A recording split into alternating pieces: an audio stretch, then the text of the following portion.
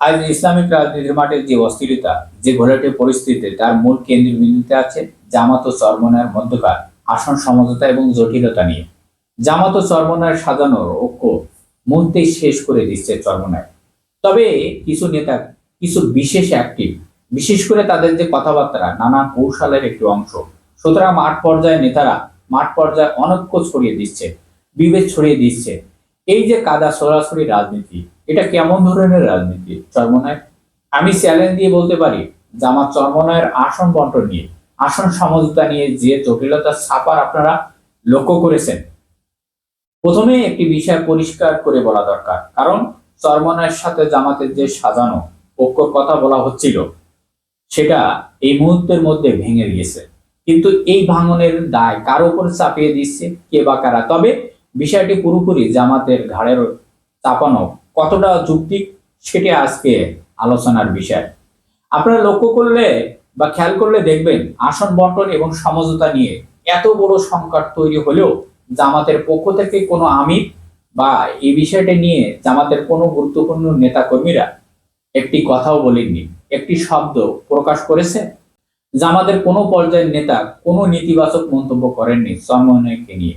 জামাতের মাঠ পর্যায়ে অনেক নেতা অসন্তুষ্ট হয়েছে, জামাতের সাজানো গোছানো জিনিস চরমনায়কে দিয়ে দিচ্ছে। অন্যদিকে চরমনায়ের মাঠ পর্যায়ের বক্তব্যগুলো দেখলে সম্পূর্ণ ভিন্ন চিত্র পাওয়া যায়।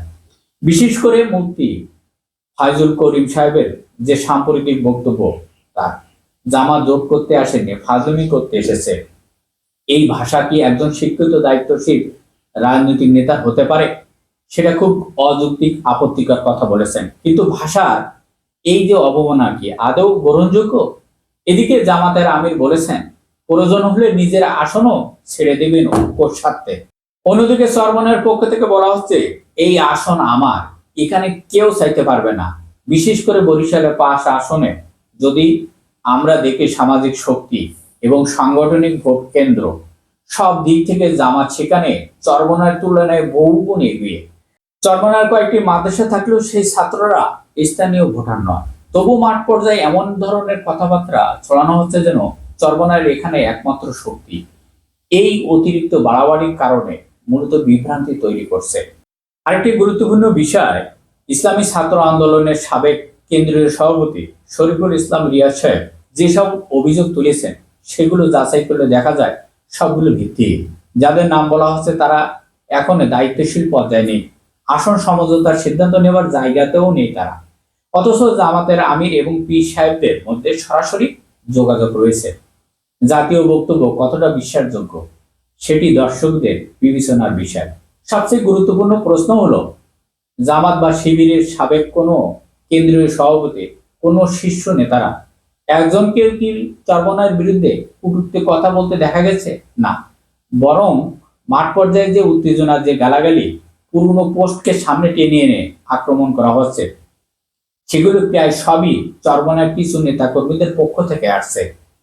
রাজনীতি যদি আদর্শ হয়, তাহলে এই ধরনের ভাষা কিভাবে বের হয়? এই ধরনের হুমকি বিভাজন ইসলামিক রাজনীতিকে দুর্বল ছাড়া আর কিছু করে না। সুতরাং জামাতের সামনে বিকল্প আছে, এনসিপি এবং এলডিপি সহ অন্যান্য রাজনৈতিক সমীকরণ।